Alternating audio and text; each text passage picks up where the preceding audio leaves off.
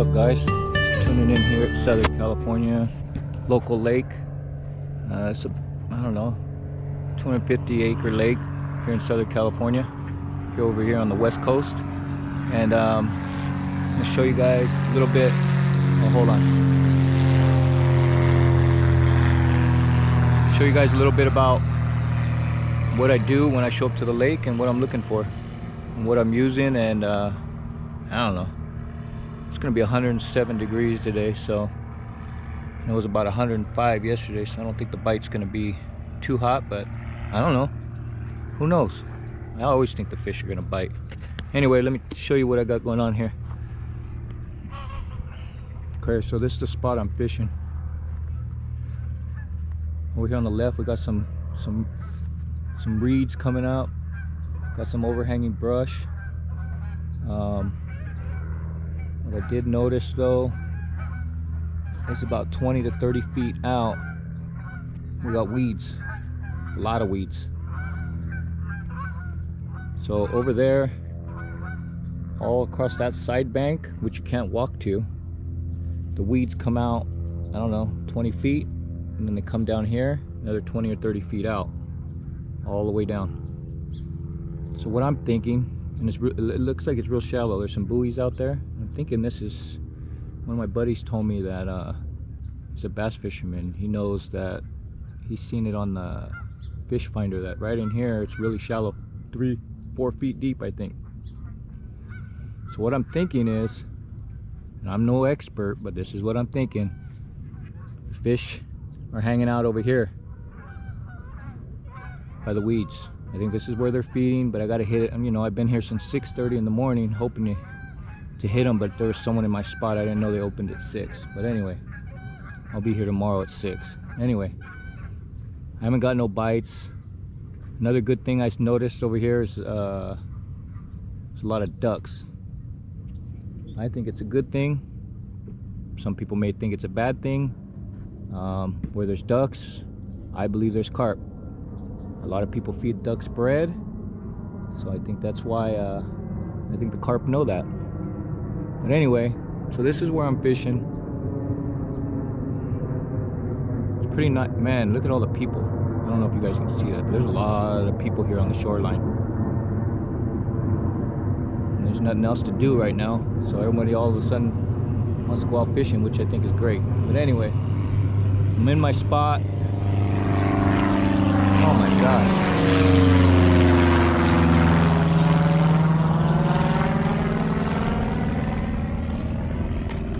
I'm in my spot, hoping to catch some fish. Let me kind of show you what I'm using today. First, let me see if I can set this up so you guys can see.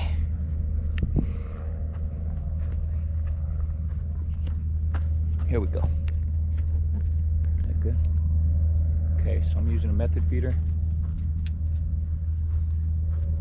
Just a method feeder. I gotta get something for this swivel, some kind of rubber or something, because it's flipping around. But anyway, method feeder, swivel, quick link. I need some kind of rubber to go on here because this is gonna pop off this quick link. But for now, I'll just flip it over. Hair rig. Fake corn, and a number 6 hook.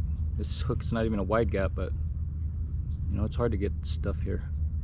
But anyway, I don't know, was I too close? Anyway, that's my get up. Okay, let me get some bait. Let me see, I'm trying this new camera angle, bear with me, you guys. Hold on, let me get some bait.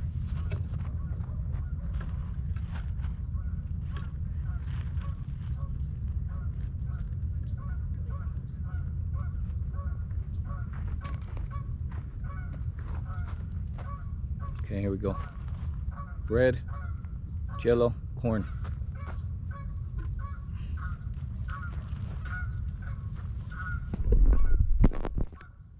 Just gonna put that on there. Squirrel in the tree. Pack that on there.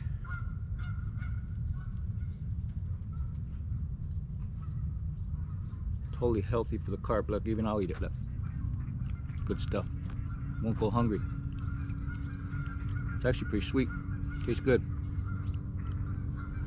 You're gonna put your hook in there. Bam! Put a little juice on it.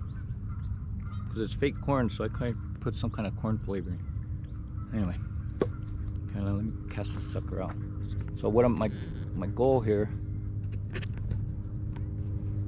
is to cast just past the weed bed, but I don't know how far it is. I know it's about 20 feet. I can see it a little bit, but I'm gonna cast a little farther out. So let's see if we can get it out there. You see?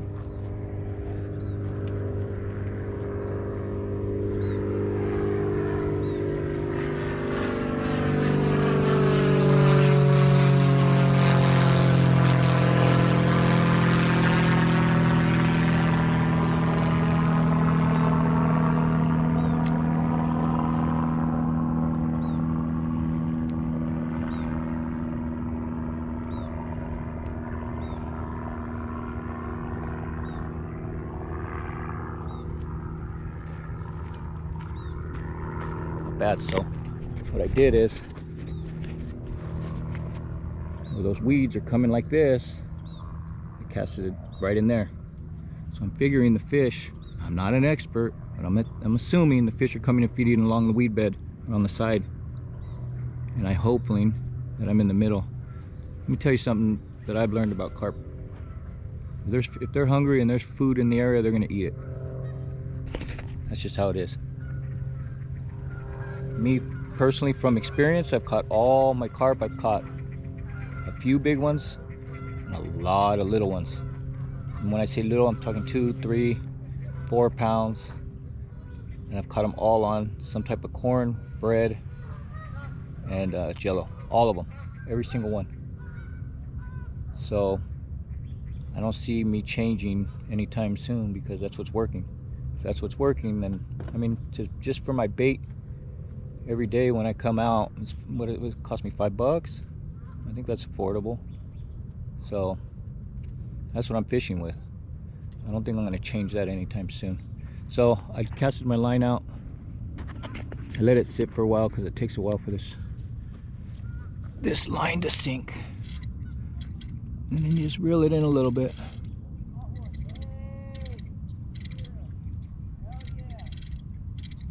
Okay.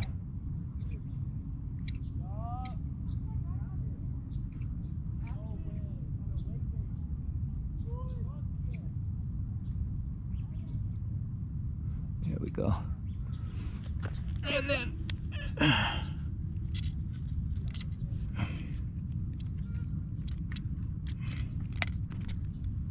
sorry. Bringing my line tight. Sorry, I was paying attention. Some guy caught a fish over there on the boat. Anyway, being nosy.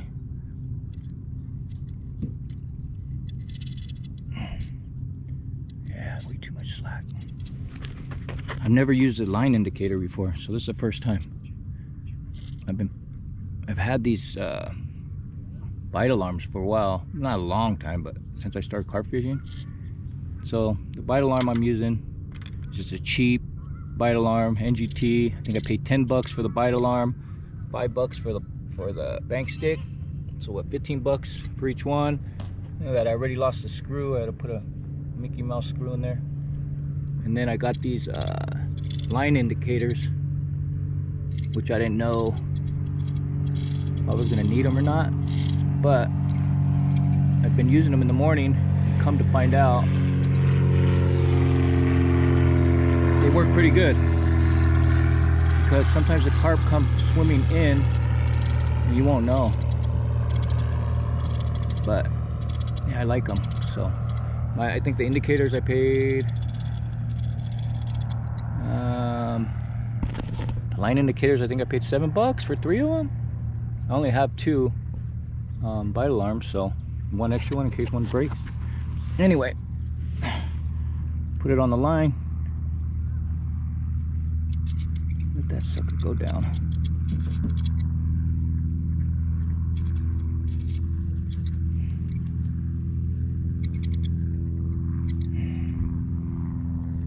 And that's it. Turn the alarm on. check it. Oh yeah, not too loud. I'm not. When I first got these alarms, I would turn them all the way up because I wanted people to know I caught something. Anyway, now I just do it so I could hear if I have a bite. Anyway, I'm being honest. Anyway, okay. So that's that. Now you let that sit out there and wait on number 2. Make sure your drag is loose. Make sure your drag is loose. Loosen that drag. We don't need no lost poles. I won't be too excited about that.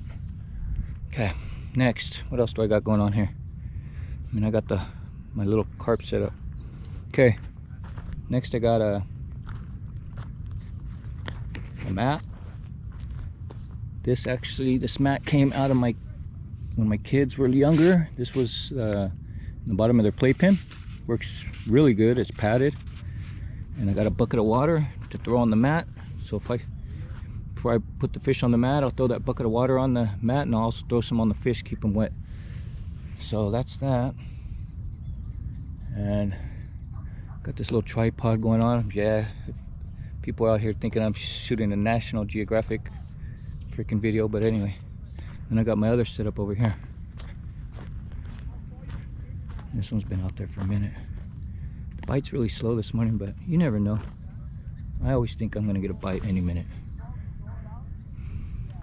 And this one I have a bait runner.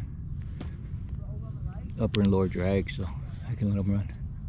That's that setup. And then my newest thing I just got. My newest thing is this net. Check this sucker out. I think it's pretty cool.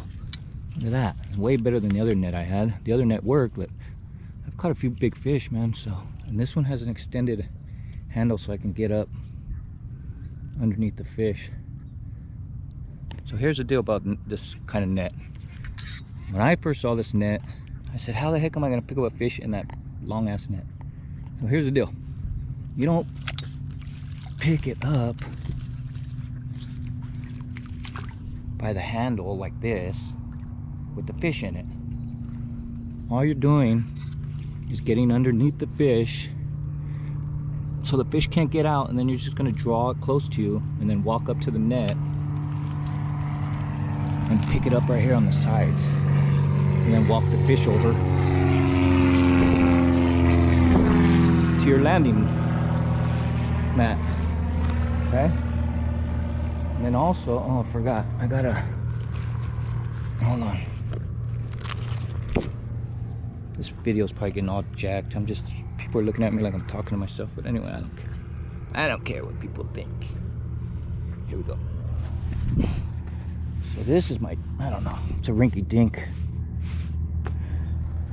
little, it cost me $5. Put the fish in there and then I could weigh them, you know what I mean? I think that's cool. Before, I was weighing him in my net. He was all, it wasn't too cool. And then, what else? Here's my, oh, I always have a roll of toilet paper, see? Just in case, you never know. Never know. Okay. What else do I got? Got my scale. So, man, I'm all set up like I'm about to get one any minute, and that's, you gotta be prepared. Let me tell you something. The first time I got a big carp, I freaking panicked. I didn't even know what to do. It was like, dang, this is a big fish. And to be honest with you, I just I panicked. Anyway, luckily I had a net and I was able to get them on shore, but I think most people, they catch big carp. Most of them aren't even fishing for them. They accidentally catch them and they have no net or nothing. It's like, man, how am I gonna get this fish on shore? And I think they just slam them up on shore. I don't think it's too cool. If you notice in some of my videos and some of my pictures, I'm standing up taking a big picture, and some people have brought it to my attention. Next time, try not to stand up when you take a picture with your fish. And I get it. It makes sense, because that sucker starts flopping around. I mean, I mean 10, 13, I think 13 pounds was that other one I was holding. But you gotta, you know, in case you drop them, you don't want to, you know, that's a far drop to drop a big fish. And I release them, so I need to, it made a lot of sense. You know, I don't really do too much of what people tell me to do, but if it makes sense, I'll do it, you know. So it made a lot of sense to do that.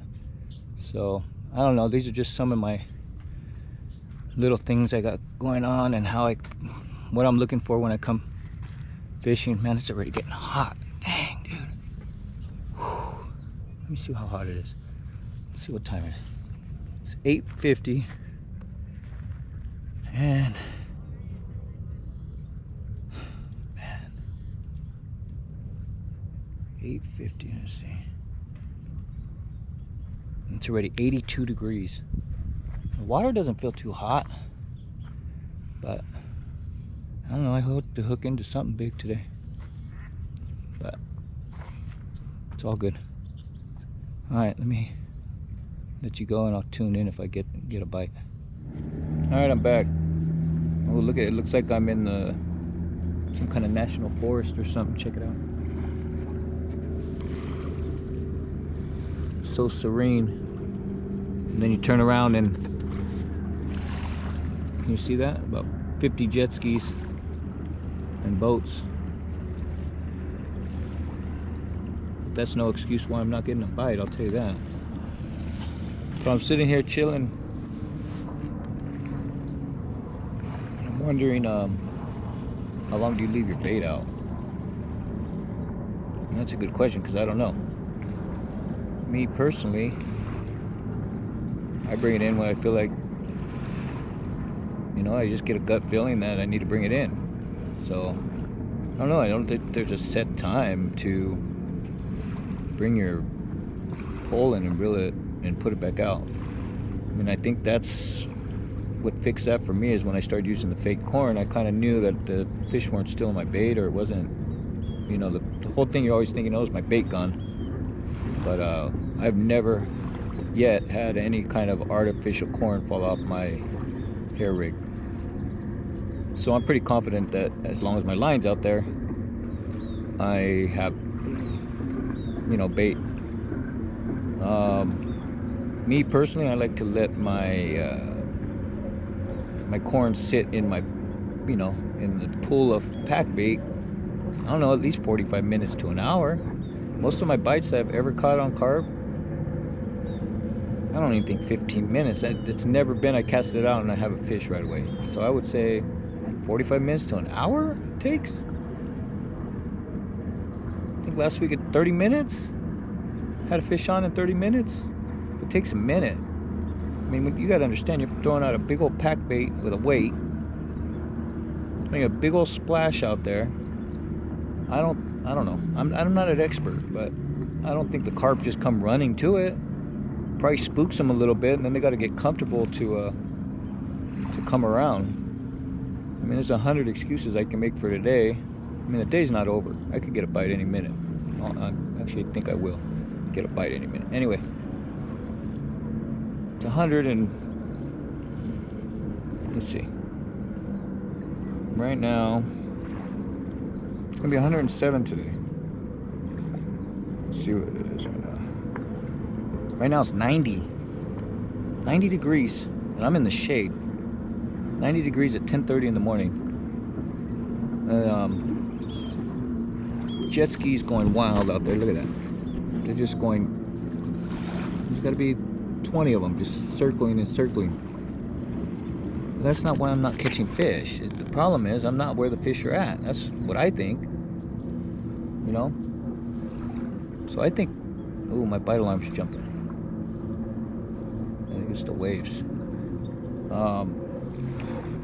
My whole thing is, I think maybe this is an everyday occurrence here. So fish, you know, I gotta find the pattern. I think the fish might be cruising the lake at night and in the early morning, but maybe after the jet skis and boats come, they come closer to this side looking for cover.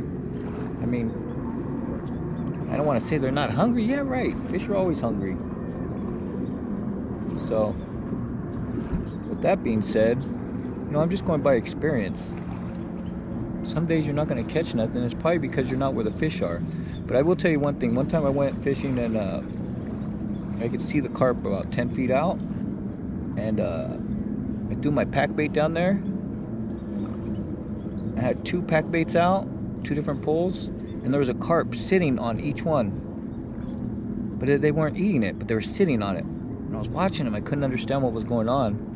And I just let it sit there. As soon as another carp came up on the pack bait, that's when they ate it. So I don't know if that's something going on, or I don't know. That's something I experienced. I don't know. I don't know if they're you know, some kind of challenge. I don't know. What I do know is that they didn't eat it until another carp came. And then when I bring them in, many times I brought a carp in and there was a carp or two following it to the shore. So, you know, they're in packs. When there's one, there's more, that's for sure. So usually, you know, when I cast out, I usually do both my poles at the same time. Because I think things need to settle. And with the weight hitting the water and everything, it kind of spooks them. But I think it settles down, and then, you know, I usually get my hit 30 minutes to an hour after. So I don't know when you're supposed to bring it in. Just go with your gut. There's no set rule. I mean, this is, you know, your deal. But those bite indicators I got on my line, I used to use those for trout fishing, and they worked really good. I always use them when I trout fish, but I didn't never have them on my bite alarms, and man, it really gives you an indication that something's, I mean, I've got a lot of duck movement that touch the line, weeds and stuff like that, but really, you know, before I had them, the only time I knew a fish was on, the thing was running 100 miles an hour, you know, so it's kind of good to know that something's messing with it. So that's cool. Perfect. I'm totally glad I got those. One of the best $7 I spent. But yeah, it is getting hot out here. I'm definitely gonna probably stay for I don't know, another hour, then I'm out. It's getting too hot for me. And then I'm gonna go, you know, go hang out with the kids, go swimming or something. But anyway, there's never no excuse for me that I'm not catching no fish. No excuse. Bottom line is, I'm just in the wrong spot. You know, what worked last week isn't guaranteed to work today. Well, I'll tell you where I did mess up though. I should have brought my other little pole with my bobber on it, and I would have caught some bluegill or something while I was waiting. Because I don't really care what I catch. So that's where I screwed up. I was all pumped up, forgot my little pole. Bring some worms, some mealworms, and I would have caught some bluegill or something. I don't care what, you know. A fish is a fish to me. I just like to come out here and catch stuff. But anyway, I'm rambling on. I'm gonna give it another hour. I'll tune back in if I get something on the line. If I don't, hit like, subscribe. I'll try to put up a video every week. You know, and you know, you just don't catch them all the time. I'll tell you what, since I've been carp fishing, this is the first time I've been skunked in 2-3 months. At least my last 8 outings I've caught something. So this is the first time really I haven't caught nothing, but I didn't bring my little pole. I usually bring that, so I make sure I catch something. But anyway, alright, I'm out. Hit like, subscribe. Peace out till next time. I'm gonna go fishing tomorrow morning. That's what I'm gonna do. Got 1 more hour here. Take a hit any minute. If not, I'll be somewhere in the morning. Alright, peace out. KenDogg out.